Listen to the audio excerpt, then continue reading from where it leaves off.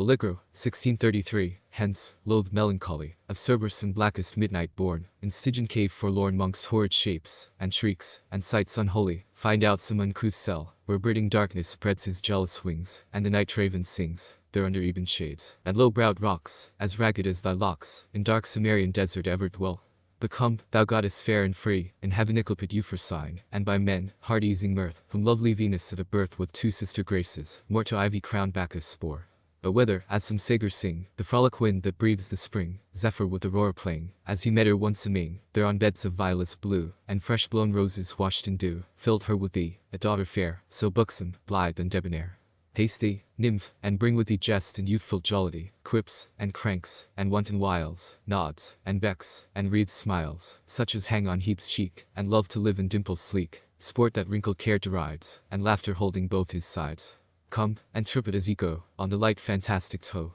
and in thy right hand lead with thee the mountain nymph, sweet Liberty. And, if I give thee honor due, mirth, admit me of thy crew, to live with her, and live with thee, in unreproved pleasures free, to hear the lark begin his flight, and singing startle the dull night, from his watchtower in the skies, till the dappled dawn doth rise, then to come, in spite of sorrow, and at my window bid good morrow, through the sweet briar or the vine, or the twisted eglantine. While the cock with lively din scatters the rear of darkness thin, and to the stack, or the barn door, stoutly struts his dames before, oft listening how the hounds and horn cheerily rouse the slumbering morn, from the side of some hoar hill, through the high wood echoing shrill. Sometime walking, not unseen, by hedgerow elms, on hillocks green, right against the eastern gate, where the great sun begins his state, robed in flames and amber light, the clouds in thousand liveries dyed, while the ploughman, near at hand, whistles o'er the furrowed land, and the milkmaid singeth blithe. And the mower whets his scythe, and every shepherd tells his tale under the hawthorn in the dale. Straight mine eye hath caught new pleasures, whilst the landscape round it measures. Russet lawns, and fallows grey, where the nibbling flocks do stray.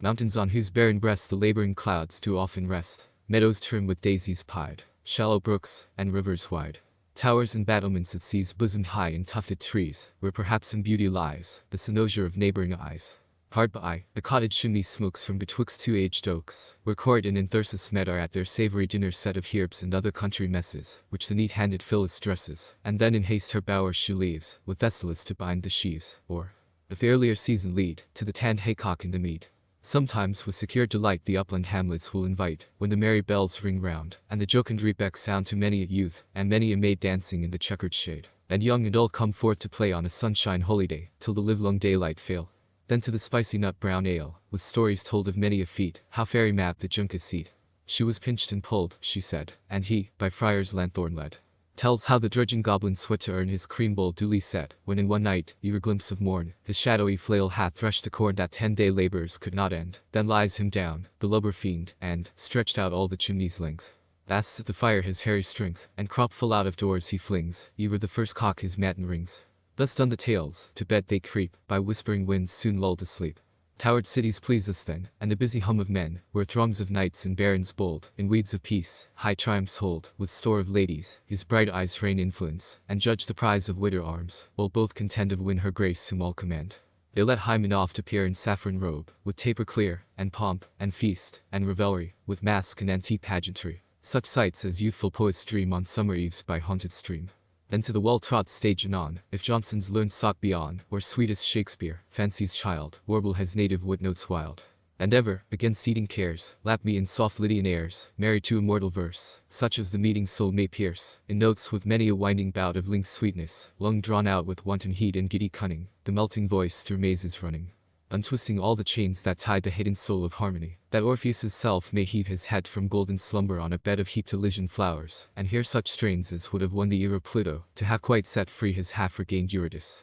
These delights if thou canst give, mirth, with thee I mean to live. Il Penseroso, 1633, hence vain deluding joys, the bird of folly without father bred. How little you bested, or filled the fixed mind with all your toys. Well in some idle brain, and fancies fond with gaudy shapes possess, as thick and numberless, as the gay motes that people the sunbeams, or likest hovering dreams, the fickle pensioners of Morpheus's train. But hail, thou goddess sage and holy, hail, divinest melancholy. This saintly visage is too bright to hit the sense of human sight, and therefore to our weaker view o'erlaid with black staid wisdom's hue, black, but such as in esteem Prince Memnon's sister might beseem, or that starred at the queen, that strove to set her beauty's praise above the sea nymphs, and their powers offended. Yet thou art higher far descended. The bright-haired Vesta long of yore to solitary Saturn bore, his daughter she, in Saturn's reign, such mixture was not held as stain. Oft in glimmering bowers and glades he met her, and in secret shades of woody Ida's in this grove, whilst yet there was no fear of Jove. Come, pensive nun, devout and pure, sober, steadfast, and demure, all in a robe of darkest grain, flowing with majestic train, and sable stole of cypress lawn over thy decent shoulders drawn.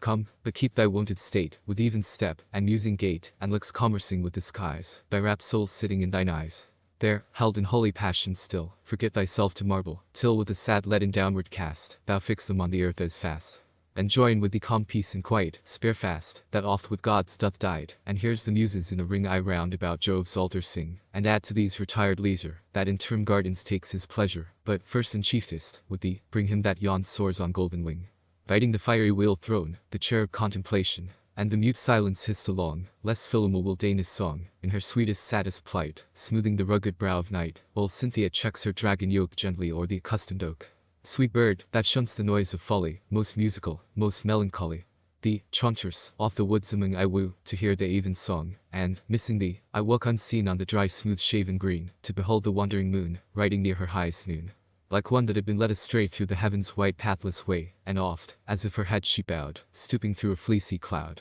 Oft, on a plat of rising ground, I hear the far-off curfew sound, over some white-watered shore, swinging slow with sullen roar, or, if the air will not permit, some still removed place will fit, where glowing embers through the room teach light to counterfeit a gloom, far from all resort of mirth. Save the cricket on the hearth, or the bellman's drowsy charm to bless the doors from nightly harm. Or let my lamp, at midnight hour, be seen in some high lonely tower, where I may oft outwatch the bear, with thrice great Hermes, or unsphere the spirit of Plato. To unfold what worlds or what vast regions hold the immortal mind that hath forsook her mansion in this fleshly nook, and of those demons that are found in fire, air, flood, or underground, his power hath a true consent what planet or what element. Sometime let gorgeous tragedy in sceptred Paul come sweeping by, presenting Thebes, or Pelops' line, or the tale of Troy divine, or what, though rare, or later age ennobled hath the buskeen's stage. But, O sad virgin, that thy power might raise Musaeus from his bower, or bid the soul of Orpheus sing such notes as, warbled to the string, drew iron tears down Pluto's cheek, and made hell grant what love did seek, or call up him that left half told the story of Cambuscan bold, of Campbell, and of Algarsive. And who had Canis to wife, that owned the virtuous ring and glass, and of the wondrous horse of brass on which the Tartar king did ride, and if aught else great bards beside in sage and solemn tunes have sung, of tourneys, and of trophies hung, of forests, and enchantments drear, where more is meant than meets the ear. Thus, night, oft see me in thy pale career, till civil-suited morn appear, not tricked and frounced, as she wont with the Attic boy to hunt, but kerchiefed in a comely cloud, while rocking winds are piping loud, or ushered with a shower still. When the gust hath blown his fill, ending on the rustling leaves, with minute drops from off the eaves. And, when the sun begins to fling his flaring beams, me, goddess, bring to arched walks of twilight groves, and shadows brown, that sylvan loves, of pine, or monumental oak, where the rude axe with heaved stroke, was never heard the nymphs to daunt, or fright them from their hallowed haunt. There, in close covert, by some brook, where no profaner I may look, hide me from day's gare shy, while the bee with honey thigh, that at her flowery work doth sing, and the waters murmuring, with such consort as they keep, entice the dewy feathered sleep. And let some strange mysterious dream, wave at his wings an airy stream, of lively portraiture displayed, softly on my eyelids laid. And as I wake, sweet music breathe above, about, or underneath, sent by some spirit to mortals good, or the unseen genius of the wood. But let my dew feet never fail to walk the studious cloisters pale, and love the high embowed roof, with antique pillars massy proof, and storied windows richly dight, casting a dim religious light. There let the pealing organ blow, to the full voiced choir below, in service high and anthems clear, as may with sweetness, through mine ear, dissolve me into ecstasies, and bring all heaven before mine eyes. And may at last my weary age find out the peaceful hermitage, the hairy gown and mossy cell, where I may sit and rightly spell, of every star that heaven doth shew, and every herb that sips the dew, till old experience do attain to something like prophetic strain. These pleasures, melancholy, give and I with thee will choose to live.